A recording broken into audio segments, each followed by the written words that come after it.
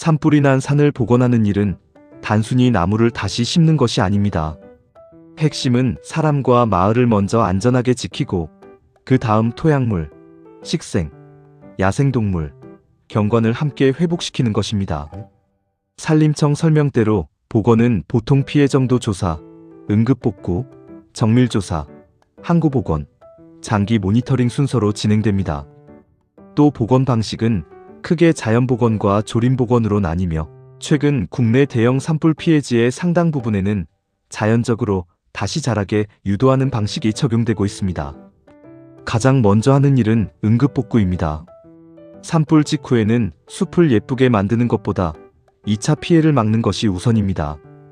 불에 약해진 나무가 쓰러질 위험이 있으면 위험목을 제거하고 비가 오면 토사가 쏟아질 수 있는 급경사면 계곡도로 주변은 임시로라도 안정화합니다. 이유는 산불 뒤에는 나무 뿌리와 낙엽층이 약해져 비가 왔을 때 토사 유출, 산사태, 탁수, 하류 침수 위험이 커지기 때문입니다. 미국 산림청도 산불 직후 관리의 중요한 축으로 토양 소실, 침식, 유출, 저감을 두고 있으며 이런 위험을 줄이기 위한 모델과 현장 가이드를 운영하고 있습니다. 그 다음은 정밀진단입니다. 여기서 가장 중요한 질문은 이곳이 정말 심어야 하는 땅인가입니다. 산림청 자료도 복원 전의 피해 정도를 심중경으로 파악하고 그 결과를 반영해 복원 계획을 세운다고 설명합니다. 이때 보는 것은 단순한 검은색 겉모습이 아닙니다.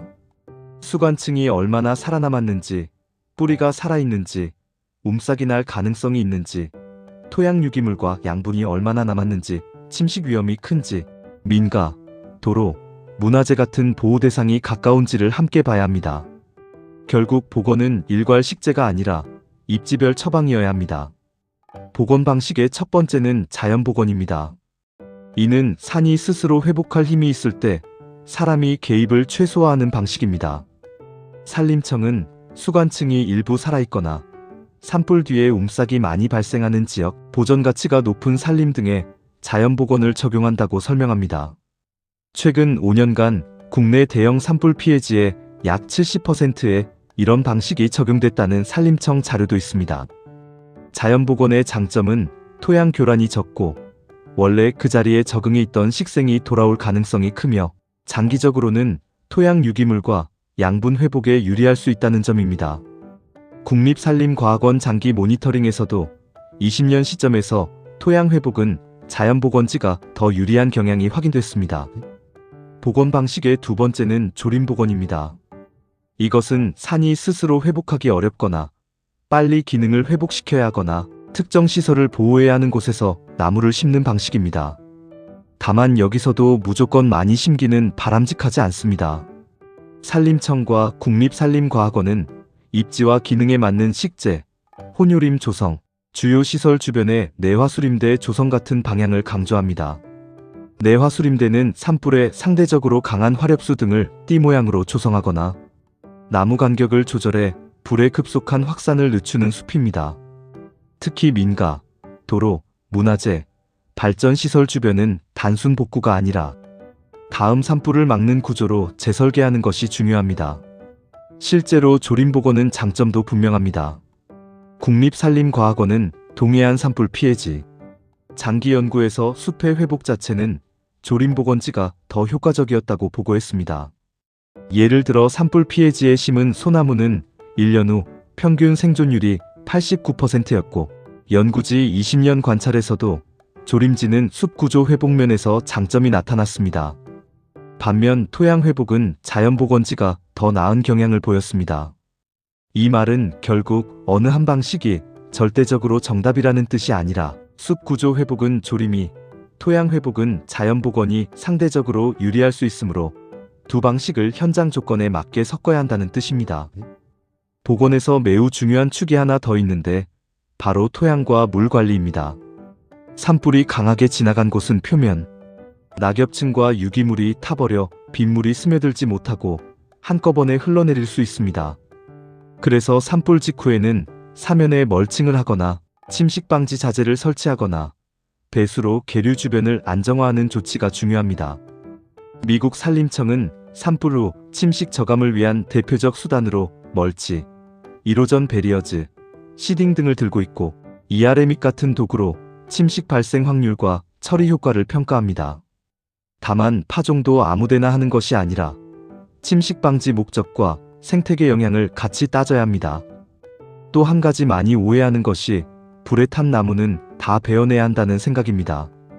실제로는 그렇지 않습니다. 산림청은 위험목 제거와 조림은 주민 안전을 위협하거나 산불 피해가 심각해 신속한 조치가 필요한 곳 또는 나무를 심는 것이 효과적인 곳에 한해 실시한다고 설명합니다.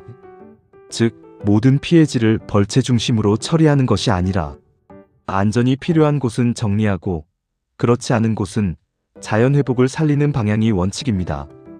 불에 탄 고사목은 어떤 곳에서는 위험 요인이지만 다른 곳에서는 토양보호, 서식처 제공, 양분 순환의 역할을 하기도 하므로 일괄 처리하면 오히려 생태계 회복을 늦출 수 있습니다. 복원은 숲만 보는 작업도 아닙니다. 야생동물, 하천, 마을, 농경지, 관광지까지 연결해서 봐야 합니다. 계곡 상류가 타면 하류 저수지나 하천에 토사가 쌓일 수 있고 마을 뒤 산이 타면 여름철 집중호우 때 산사태 위험이 커질 수 있습니다. 그래서 복원 계획은 지역 주민, 지자체, 전문가, 시민단체 등이 함께 협의해 정하는 방식이 중요합니다. 산림청도 실제로 복원 방향을 정할 때 협의회를 구성하고 이후 지자체 주관으로 정밀조사와 계획 수립, 주민 설명회와 전문가 의견 수렴을 이어간다고 밝히고 있습니다. 현실적으로 보면 복원은 시간표가 있습니다. 산불 직후 수개월은 안전 확보와 침식 방지가 중심이고 1에서 3년은 자연발화, 움싹, 생존율, 토양 상태를 보며 개입 강도를 정하는 시기입니다. 3에서 10년은 숲의 구조가 다시 잡히는 단계이고 10년 이상은 수종 구성과 산림 기능이 안정되는 장기 회복 구간입니다. 국립산림과학원이 1996년 고성 산불 이후 27년 가까이 연구를 이어온 이유도 산불 복원은 1, 2년 안에 끝나는 공사가 아니라 수십 년을 보는 생태계 회복 과정이기 때문입니다. 정리하면 산불이 난 산을 잘 복원하는 방법은 이렇습니다. 첫째, 급하게 전면 식재부터 하지 않는다. 둘째, 응급복구로 2차 피해를 막는다. 셋째, 현장별로 자연복원과 조림복원을 구분한다. 넷째, 토양과 물을 먼저 살린다. 다섯째, 다음 산불까지 고려해 내화수림대와 혼요림 구조를 만든다. 여섯째, 최소 10년 이상 모니터링한다. 결국 좋은 복원은 불탄 산을 다시 초록색으로 보이게 만드는 일이 아니라 더 안전하고 더 회복력 있는 숲으로 바꾸는 일입니다.